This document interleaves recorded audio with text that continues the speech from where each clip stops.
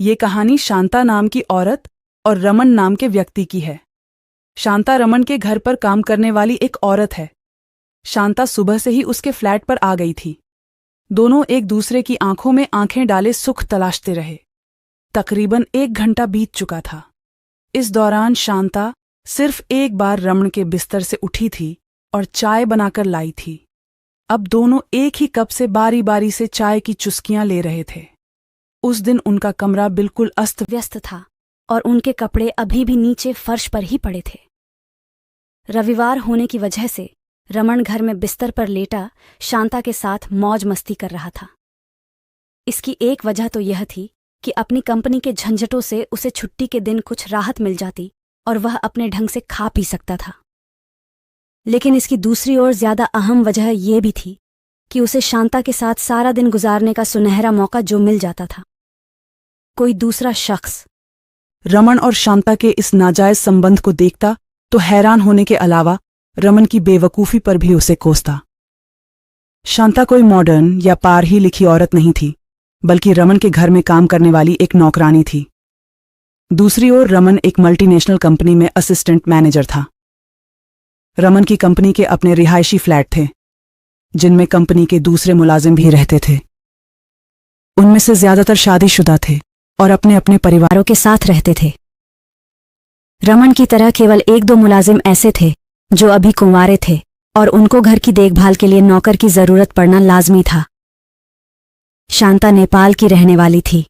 उसका पति उसे अपने साथ कोलकाता ले आया था, जहां पर वह एक कारखाने में बतौर चपरासी नौकरी करता था। उसका नाम जंग बहादुर था।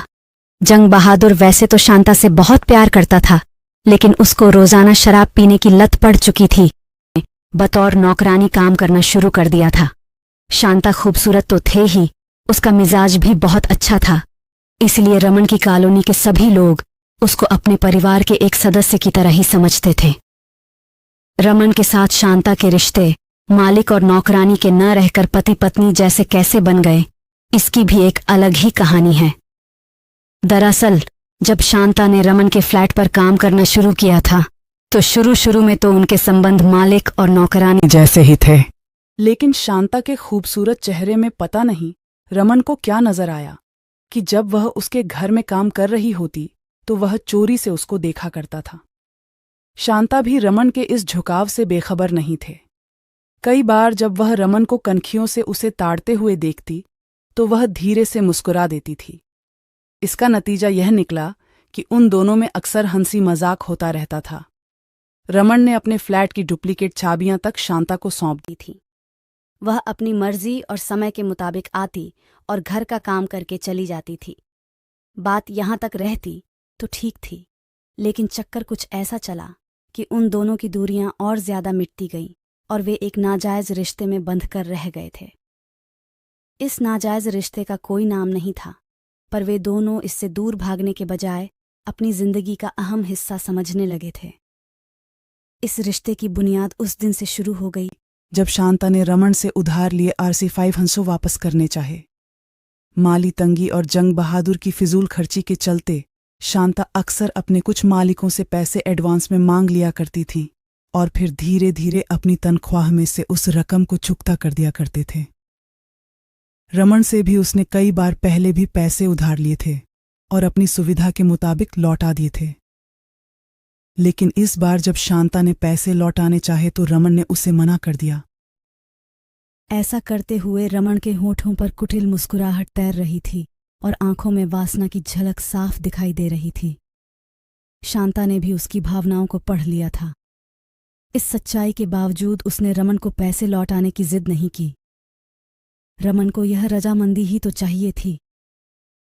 देखो शांता, आगे से तुम मुझसे पैसे वापस करने की बात मत करना। मेरे तुम्हारे पैसे अलग थोड़े ही हैं।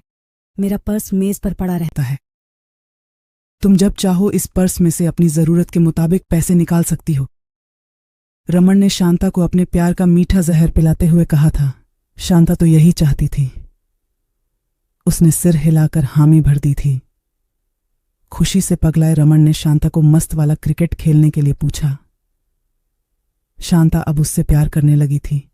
उसने भी उसके साथ खेलने के लिए मना नहीं किया और उन दोनों ने एक बहुत ही प्यार भरी क्रिकेट की पारी खेल डाली। अब से दोनों के बीच पति पत्नी वाला सिलसिला चल रहा था। रमन और शांता की जिंदगी में एक अजीब सा नशा छाया हुआ था। शांता तो यह भूल ही चली थी कि जंग बहादुर उसका पति है। दूसरी ओर रमन ने भी कुछ महीने पहले अपनी ही कंपनी की दिल्ली में काम कर रही एक मुलाजिम निशा से अपनी मां की मर्जी से सगाई की थी। सगाई होने के कुछ दिन बाद तक तो रमन का निशा के प्रति झुकाव ठीक ठाक रहा, लेकिन अब वह कई महीनों से निशा से बिल्कुल कट गया था। निशा ने उससे कई बार फोन पर इस बदलाव की शिकायत भी की थी और शादी की तारीख तय करने के लिए कई बार कह चुकी थी, लेकिन रमन पर निशा की शिकायतों का कोई असर नहीं था। वह तो शांता के संगमरमरी जिस्म की जंजीरों में पूरी तरह से कैद हो चुका था। आज छुट्टी थी, इसलिए तय कार्यक्रम के मुताबिक शांता सुबह से ही उसके फ्लैट पर आ गई थी।